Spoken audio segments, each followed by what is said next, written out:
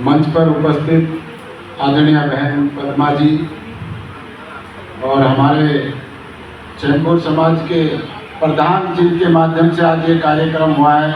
आदरणीय भाई आर्य प्रतिनिधि सभा के नवनियुक्त प्रधान हरीश आर्य जी और हमारे बहुत ही विद्वान हमारे पंडित नगेंद्र शास्त्री जी और सभी देवी आत्माओं को मैं प्रणाम करता हूँ, नमन करता हूँ।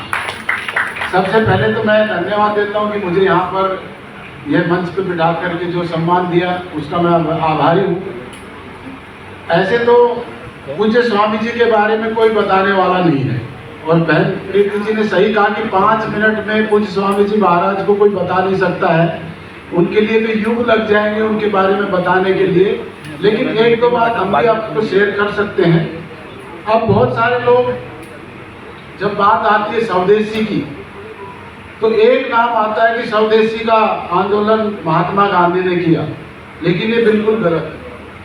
महात्मा गांधी ने तो बहुत बाद में आया। महर्षि दयानंद सरस्वती ने सबसे पहले जो है अपना ये स्वदेशी का प्रचार प्रसार करने की बात की थी और उन्होंने ही अपना जो हमारी जो बुक जो स्वामी जी ने लिखी उससे तलपटे जी ने पढ़ करके और वो विमान यहाँ पर मुंबई में ही चलाया।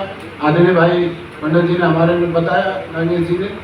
तो ऐसे तो और बहुत सारी चीज़ें, और जैसे हमारी डॉक्टर बहन बोल रही थी कि वो पौराणिक समाज से आती थी और बाद में शादी उनकी आर्य समाज में हो गई, ऐसा ही मेरे साथ हुआ। मेरे परिवार में कोई आर्य समाज को मानने वाला नहीं था। वैसे मैं उस भूमि से हूँ जहाँ पे पूज्य स्वामी जी महाराज के पद गए हैं और पूरा हरियाणा में से मैक्सिमम हरियाणा जो है आर्य समाज को मानता है।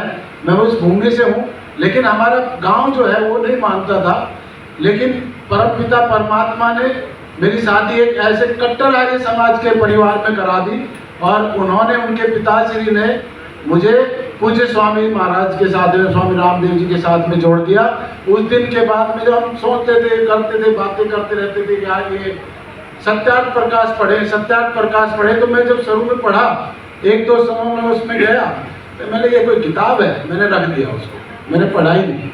उसके बाद जब स्वामी जी के पास जाते थे हरिद्वार में, जो स्वामी जी ने एक बार कहा कि जितने भी मेरे योग शिक्षक है वो यज्ञ कराएंगे और हर जो है शिक्षक जाकर के सत्यार्थ प्रकाश लोगों तक पहुंचाएंगे। और उन्होंने सत्यार्थ प्रकाश दी। हमने आकर के सत्यार्थ प्रकाश बांटना चालू किया, लेकिन पढ़ना नहीं चालू किया।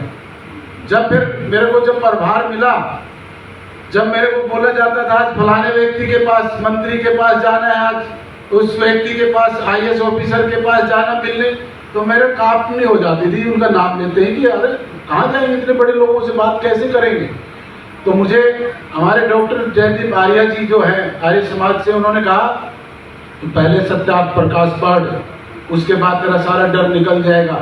तो मैंने एक बार नहीं, एक बार समझ में सत्यार्थ प्रकाश किसी को आएगी भी नहीं। कम से कम 8-10 बार पढ़ोगे, 8-10 बार अलग अलग मिलेगा आपको।